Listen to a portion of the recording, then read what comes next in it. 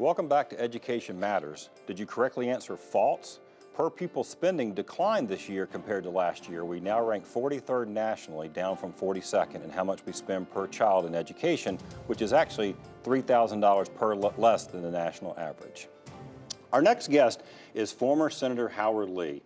Senator Lee is the former chairman of the State Board of Education, former cabinet member under Governor Jim Hunt, actually the first African American to hold both of those positions. We invited Senator Lee back on with us. He's actually been on the show before. We just recognized, I should point out, the Public School Forum just recognized Senator Lee last week for leadership in education. And so I wanted to have you on again to talk about leadership. You write a lot about leadership. You've spoken on it. What do you think about when you think about education and leadership? What are the sort of, how do you, in your mind, what do you think about? Well, there are three areas of leadership that I think are key to our long-term success in educating children. The first, of course, is at the school level. Here we have principals, if they're innovative and visionary people, can have an environment in which teachers and students can thrive, and of course can find ways to provide the support that is necessary, even without resources, to keep the school functioning at a high level. The second important leadership is political. If we look back at our history, Governor Hunt, who brought Smart Start to get kids started on the right foot going to school, Terry Sanford, who brought in the community colleges, Mike Easley, who brought in More at 4, and Jim Martin and Jim Holzhauser with early childhood education.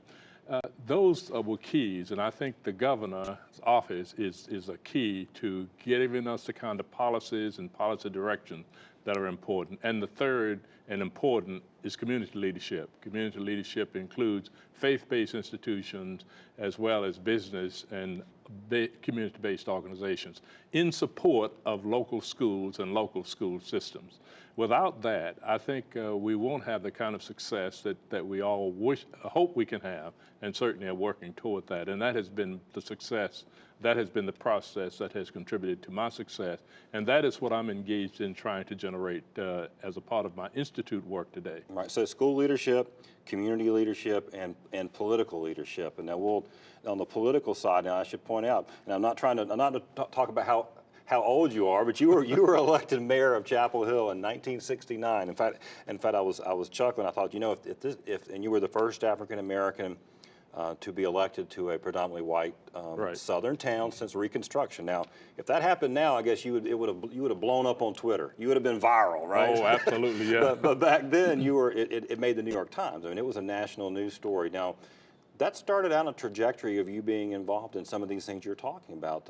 Was that kind of leadership in moving North Carolina to a positive, sort of the positive reputation that we still enjoy today on education? Oh, absolutely. Amazingly enough, at the time I was elected mayor, I was also affiliated with Duke University in early childhood education, and at that time working in trying to strengthen middle school activities in the Durham school system.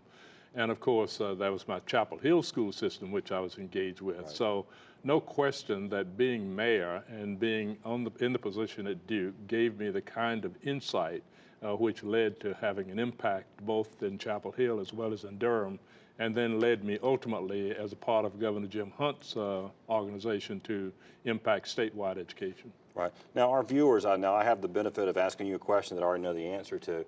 What can individuals do to make a difference? You, with your institute, focus a lot on mentorship and relationships. What can someone watching this show go out and start doing right now that would make a difference? Well, I'm convinced that socioeconomic is the destructor of many of our young people, especially young black boys who are growing up in poverty.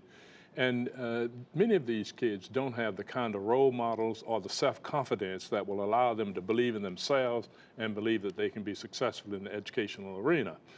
Individuals can offer themselves up to schools. Schools are looking for volunteers who could come in and engage with students, teaching them how to read and working with them on other problems that teachers don't seem to have time to do.